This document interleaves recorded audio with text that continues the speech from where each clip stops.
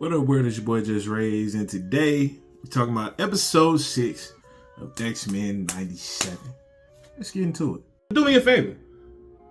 Go ahead, like, share, comment, subscribe, do all the things that you know you're supposed to be doing. Anyway, we on YouTube now. What are you doing? Welcome back to the channel, guys. Today we chopping it up about episode 6. Sorry for the delay. Sorry it took me a week to get this out. Just dealing with a lot of time-consuming things, being a father, being a husband, still having to go to work and do different things, still putting music out and doing all different things. I don't care about none of that. Like I said, apologize for the delay. But we talking episode 6. Let's get into it. Episode 6 was a dope story progressing episode, in my opinion. Before we go any further, show only spoiler warning, because we're going to talk about this. We going to talk about it. Like I said, it was a dope episode, pushing the story further. We actually got to see somebody who we thought was dead. They actually started off the episode with a major battle in space between the Kree and the Shi'ar Empire. It starts out with Deathbird crashing through Ronan of all people's warship and pretty much demanding that they surrender and tell them where the Kree Supreme Intelligence is, where it's located, so that way they can pretty much defeat it and or at least capture them and be able to rule Kree territory.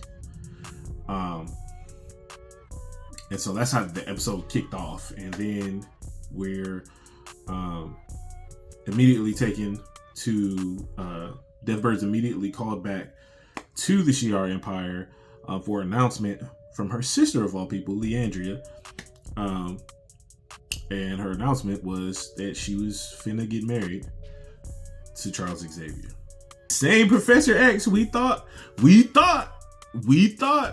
dead. But, you know what I mean? Bruh's still living. He in space. If you saw the original series, you know he wasn't dead. But with the new series, they've been hinting that he passed away, allegedly. But we see in this episode that he's not dead. He's actually got a suit on that's allowing him to walk, and he's with his girl, you feel me, Leandria from the Shi'ar Empire. So she makes the announcement. Of course, Deathbird's pissed off. She's like, "You can't marry this man. I mean, he's from the universal ghetto, as she calls the Milky Way." She called the Milky Way, the whole galaxy, the ghetto. Like, you gonna marry him from the ghetto? It's like, bruh, that was very disrespectful. Like, how you just gonna call the whole galaxy the ghetto? But anyway, so she gets upset, and she actually challenges their marriage, and it's just like, look, if you're gonna marry him, then Professor Xavier, you're gonna have to get rid of all your memories of Earth and just start from scratch. We're gonna wipe away all your memories. If you can agree to that, then you can marry my sister. She already knew what time it was. She already knew Charles wasn't about to be like, nah, I'm gonna forget my whole team. Come on, it's Professor Xavier. Come on now. Y'all know he love his students. He ain't about to do that. So he he ends up discussing it over with Leandria. How do you say her name? Y'all know what I'm talking about. He ends up discussing it with her. He's just like, y'all, this is unfair. Like, I wouldn't ask y'all to do this, but you see your sisters asking me to do this. So either one, you can escape with me and go to Earth and we can live happily ever after. Or two, I can lose all my memories and rule with you. Like, it's a lose-lose low-key, because if you forfeit the throne, then she'll be in charge, and then she'll be wreaking havoc in the galaxy as the ruler of the Shi'ar Empire. So it's just like, he's in a real tough spot, real lose-lose situation, but he goes along with it, and they start to try to do the process of wiping his memories. Then they start an argument in the midst of trying that process, because he's resisting a little bit, because he's just like, bro, this is my team. Like, I can't just give up the memories of my team. Like, you can't just take that from me. And he like, hold on, just stop the show. And then he actually takes them into a mental classroom and uses his powers to take them into a mental classroom and just teach them not only the history of the Shi'ar Empire, but the history of also just people on Earth as well, just like how wicked people can be, and just the violence begets violence. He just took him on a legit classroom history lesson. Random side note, I hate the Shi'ar Empire's hair. Why does everybody have to have that hairstyle? Ugh. Like, I didn't like it in the original series. I don't like it now. I ain't like it in the comics. Like, ugh.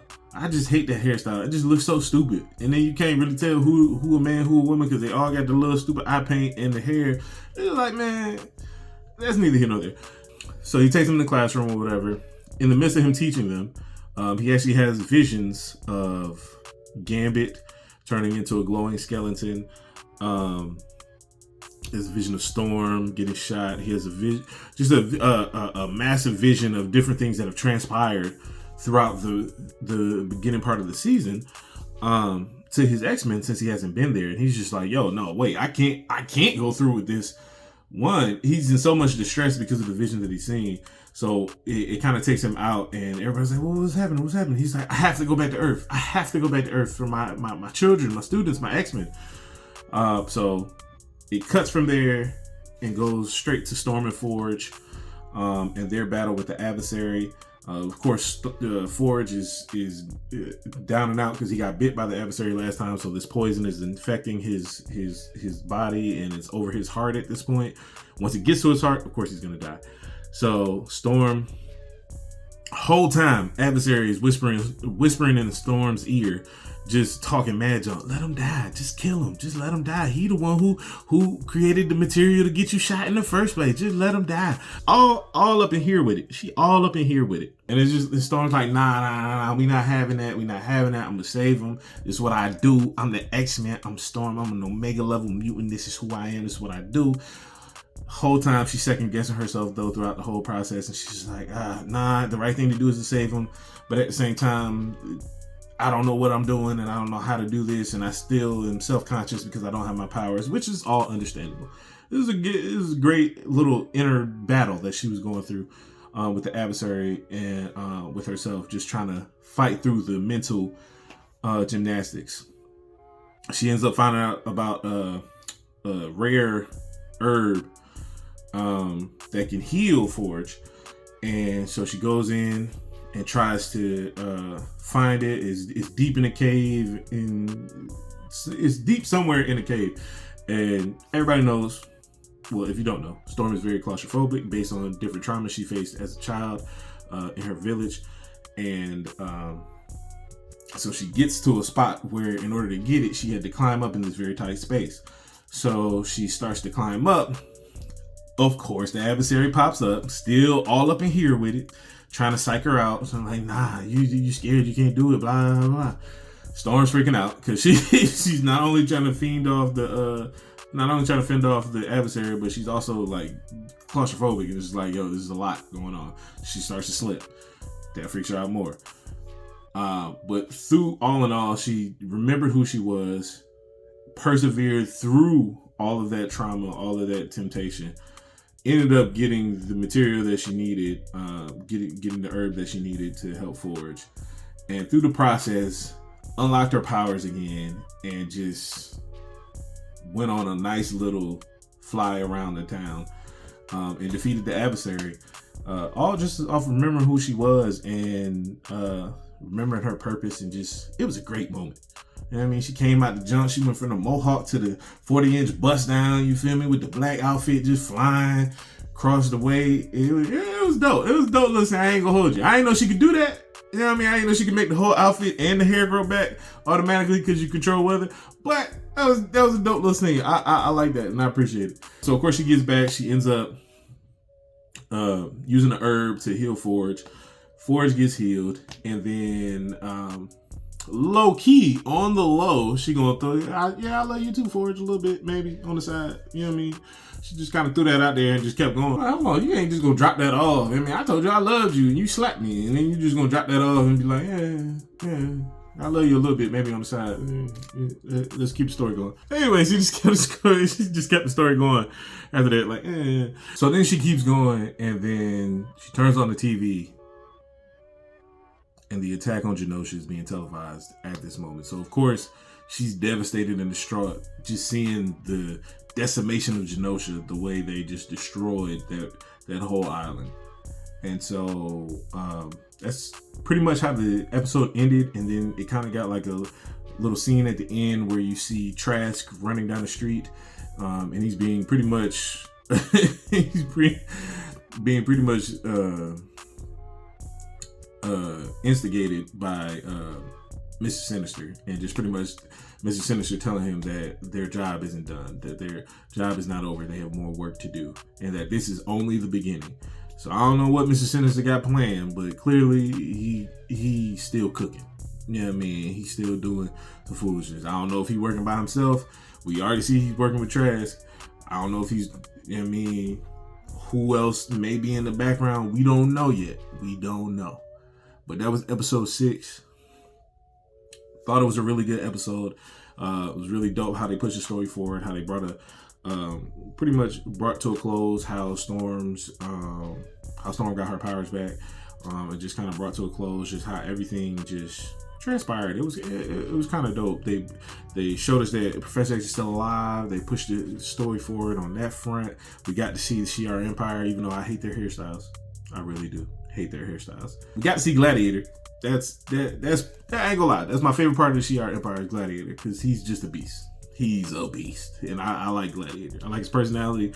I just like I like how he's so militant and straight to the point, and he's just like nobody can mess with Gladiator. Like, he's just that guy. So I appreciate Gladiator. Anytime he pops up on screen, I hate the Shi'ar Empire's hairstyles, but I love how they just showed everything on that end of just what Professor X has been doing up until this point, just how that side of the story has been progressing. I just thought it was really dope how everything just kind of came together, and then they automatically go back to Forge and Storm. I still kind of feel like they maybe have forced a little love thing between them just a little bit. It just felt a little bit forced, just a little bit. She slapped him when he said he loved her, but I mean, I get it. She might have been just emotional in the moment because it's like, bro, it's your fault. I lost my powers. Now you're gonna tell me you love me. You know I care about you. Slap. But, you know what I mean? Well, I love you too. Yeah. It felt a little forced to me, but I let them cook. I let them cook because they haven't disappointed so far. Even on the slower episodes, they still been cooking. So I appreciate that. So yeah, my rating for episode 6, I probably give it like an 8.5 out of 10, because it wasn't a whole lot of action, but we got to see Professor Xavier. We got to see how the story developed on his end. We got to see him use his powers. We got to see so many different things story-wise progress in a great way. So I like the way they kind of push the story forward in this episode. I'm excited to see the last, 7, 8, 9, 10, so the last 4 episodes. I'm excited to see those. I'm tapped in, I'm locked in. Hey, I want to see how this first season ends and how it develops. They already said episode 8 through 10, they cooking. You know what I mean? Episode 5 was light, according to them. But hey, we'll see what they gonna do with it. I'm just excited to be along for the journey. I'm not gonna hold you. But like I said, I give it 8.5 out of 10. Comment below, let me know if you agree with me. If you feel like I'm tripping. If you feel like it deserved more. If you feel like it deserved less. Let me know in the comments. Let's chop it up about it. Let's be respectful, but let's chop it up about it. Don't forget to like the video. Don't forget to share the video. Don't forget to subscribe to the freaking channel, man. Subscribe to the channel. I don't want to feel like I'm begging, but subscribe to the channel. We trying to grow this thing, man. I'm trying to do more reviews. Still got a lot more reviews in the tuck that I got to do. Definitely going to have episode 7 up sometime this week. But like I said, 8.5 out of 10 for episode 6. It's free soul to the show free. Let's get it.